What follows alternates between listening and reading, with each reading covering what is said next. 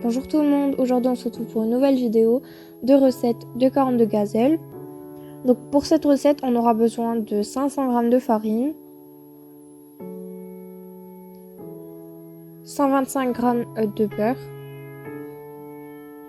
de 2-3 pincées de sel, 2 cuillères à soupe de sucre glace et un peu d'eau de fleur d'oranger pour former la pâte.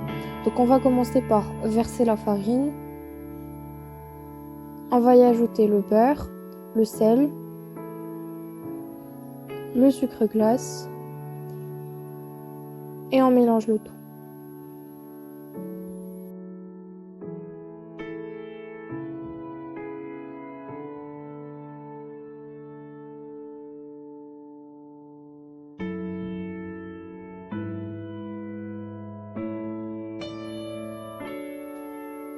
Ensuite, on va venir petit à petit verser notre eau de fleur d'oranger.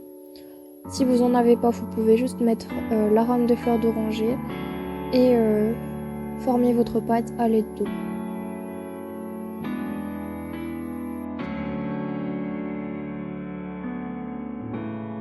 Et je vais rester mélanger jusqu'à former une pâte lisse comme celle-ci que je vais diviser en 3 boules et que je vais ensuite mettre dans un sachet pour laisser reposer environ une quinzaine de minutes.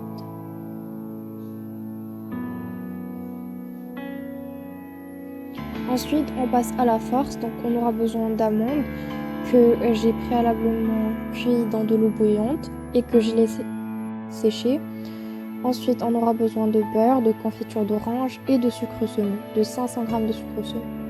On va venir hacher nos amandes jusqu'à obtenir des amandes comme ça. On va y ajouter les 500 g de sucre semoule, on mélange et on va ensuite les hacher eux aussi pour obtenir une pâte comme celle-ci. Ensuite, on va venir ajouter la confiture d'orange, le beurre et l'eau de fleur d'oranger.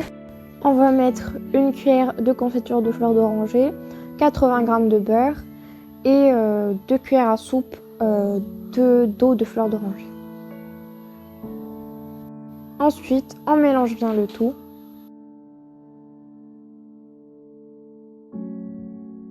Ensuite, on va commencer à former nos petites boulettes. Chaque boulette correspondra à la farce d'une seule corne de gazelle. Ensuite, je vais étaler un peu de fécule de maïs sur mon plan de travail et je vais commencer à étaler la pâte. Donc j'ai pris une petite boule de pâte de l'une des 3 boules de pâte que j'avais précédemment coupées et je commence à étaler finement la pâte.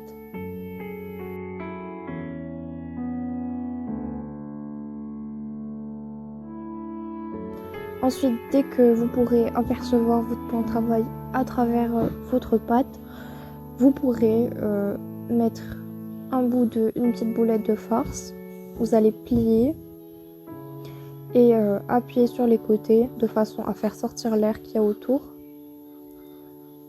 Et vous allez bien appuyer sur la pâte pour avoir une forme un peu croissante de lune, qui est la forme du coup de la corne de gazelle.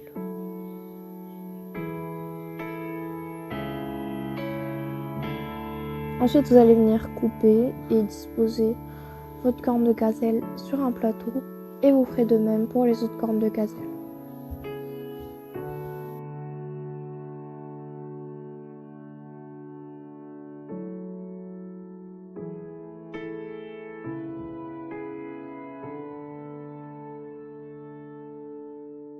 Vous allez ensuite devoir attendre toute une nuit avant de procéder à la cuisson de vos cornes de gazelle. Donc vous allez venir prendre une épingle et trouer le haut de vos cornes de gazelle pour que à la cuisson l'air puisse sortir et que votre corne de gazelle ne grossisse pas.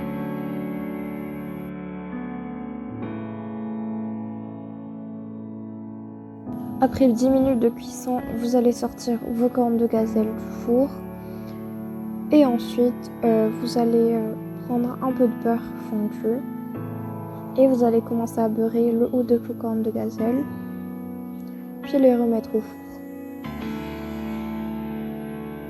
Ensuite, vos cornes de gazelle seront prêtes. Bon appétit!